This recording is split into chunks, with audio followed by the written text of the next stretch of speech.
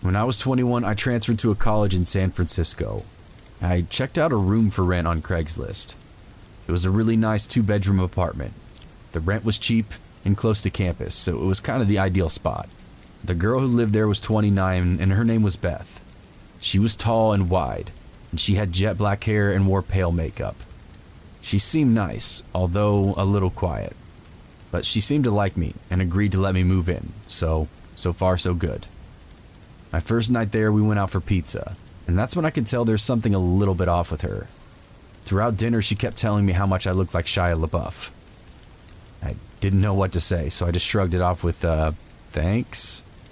I mean, I looked nothing like Shia LaBeouf, so it just didn't make any sense to me. When we got back home, she asked if I'd seen her room yet. I said no, and she took me to see it. Shocking. Her walls were completely covered in posters of Shia LaBeouf. She even had printed out photos of him all over her mirror. She owned all of his movies. I really didn't know what to make of all this. It was definitely creepy. And the whole night, she'd been saying how I looked like him, and now it's obvious to me that she's completely obsessed with the guy. A few weeks passed. I never really saw her that much. We didn't spend much time together really at all.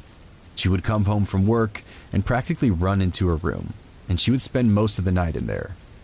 She had this creepy high-pitched giggle, and I would hear her giggling through the walls at night.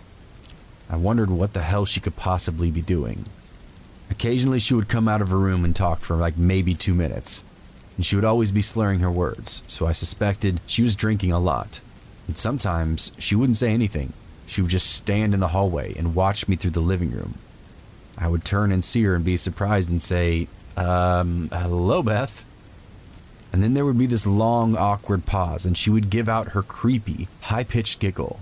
It was very uncomfortable being around her. She gave me the chills. One night, I woke up at around 2 a.m. because I heard what sounded like the front door being unlocked. I came out of my bedroom, and all the lights were off. But I could still see Beth standing at the front door. She had her face against it, and she was turning the lock back and forth, over and over again. And every time she turned the bolt, she mumbled my name. Max Barker. Max Barker. Max Barker. Seeing her standing in the dark, mumbling my name, really freaked me out. It doesn't help that she looks like a bigger version of the girl from The Ring. I just quietly went back to my room and tried to go back to sleep. One night, I was watching Gladiator, and she fumbled out of her room and turned on the living room light, forcing me to pause the movie, which was really annoying. Then she asked if I wanted to hear about her ex-boyfriend. It was an uneasy segue into the topic, but I just said sure, then awkwardly sat back to listen. 10 minutes into her story, and she was so riled up. She was screaming at the top of her lungs about their breakup, and I was worried that the neighbors were going to call the cops. And she wasn't listening to me when I asked her to please lower the volume. Amidst all of her screaming, one thing she said really freaked me out. She was in such a fit and yelled, "I'll slit his f***ing throat." That was a big game changer. Suddenly, I had no idea what this girl was capable of. She really, and was, practically just a stranger, and everything I'd seen thus far was becoming alarmingly disturbing. After a few more minutes, she told me thank you for listening, then started doing her giggle once more. I got out of there pretty fast and went to my room to go to sleep. I had a really uneasy feeling about being in the house with her now. And what's worse, there's no lock on my bedroom door. I pushed the edge of my dresser in front of it to act as a little barricade.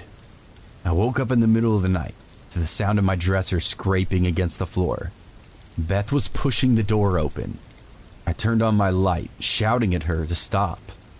I could see her through the opening of the door. She was so drunk and had this insane look in her eyes. Pushed the door closed and yelled at her to go back to bed. I could hear her walk back to her room, but I couldn't tell if she fell back asleep. The next morning when I went out into the hallway, my heart dropped. I saw one of her steak knives was on the floor by my door. I got goosebumps all over my arm, and all I could think about was when she said she would slit her ex-boyfriend's throat.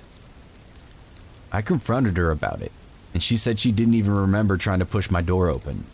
She said she didn't even remember telling me about her ex-boyfriend. I've had enough. My lease was month to month, so I found a new spot and moved out. About a month after I moved out, she contacted me. I was at the movies and my phone was off. When I got out, I turned my phone on, and to my shock, I received about 40 plus text messages that she'd sent me over the past 2 hours. They were all just insane texts that ranged from everything in between, "Hi, how are you?" to "I fucking hate you." It was insane.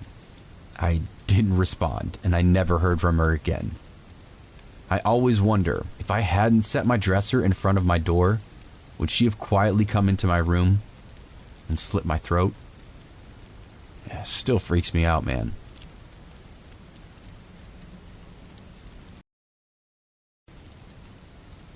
Okay guys, yesterday was probably one of the worst days I've ever endured, and it all started with a phone call at about 7 a.m.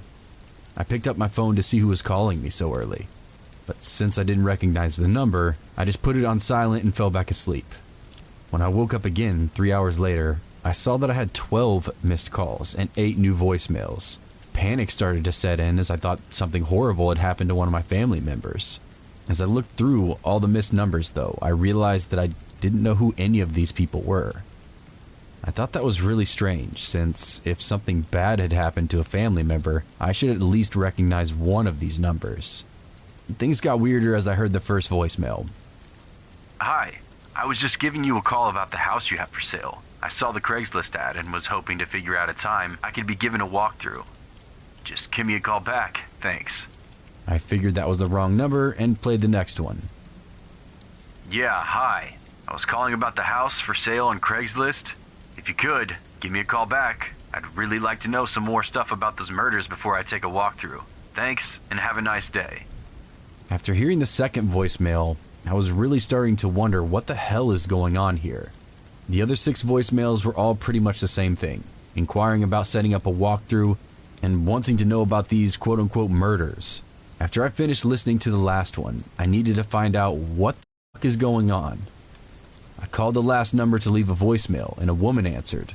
When I asked her about the house she was calling about, she said there was an ad on Craigslist offering a house for dirt cheap, but it was only so cheap because the post said that a couple had been murdered inside the house. I asked her if she could text me the link, and she assured me that she would. A few minutes later, my phone buzzed and I saw her number pop up on its screen. I had no idea what I was in store for by clicking on that link. So when the webpage opened, the coldest chill I've ever felt shot down my spine. I saw a picture of my house on Craigslist for sale. What made it worse was it was the picture that had been taken within the last week. You could see the pumpkin that I carved last weekend. And then I read the posting description. I have this sweet little home that I'm putting up for sale. It's located in this town. Just a hop, skip, and a jump away from the city. Enjoy all the seclusion and privacy that this house will bring you. My asking price is $25,000. Disclosure: there is a reason I'm asking basically nothing for my house. The previous couple who lived there, a young man and a woman, were murdered in the house about a year ago. I figured it would get out in the open now so that I'm only contacted by people who are not bothered by this. Don't let this little mishap dissuade you though. The neighborhood is very safe. I promise. You can call. Then they listed my name and number at any time, day or night. I never sleep. And we can set a time to take a walkthrough of my house. I look forward to hearing from you soon. With a winky face. I felt like I'd been socked in the gut. What the fuck is going on? How did they know my number, my name? I immediately called my girlfriend over to see. I could see the horror set in on her face as she looked through the ad. I don't think I could feel any worse until she pointed out how our car was in the picture. We were in the house when someone took these pictures. I immediately called the police to figure out what the hell to do. They informed me that I should immediately contact Craigslist to remove the posting. Other than that, there was nothing really we could do at the moment. The only crime that had technically been committed would be trespassing, but since whoever took that picture wasn't on our property anymore, they really couldn't do anything else. I'm freaking the hell out. My girlfriend was on the phone with her mom in hysterics for most of the day yesterday. Today, we've just been on constant alert. Every sound we hear makes us jump. I think the worst part is, I know there's really nothing I can do. I feel so violated and so completely helpless.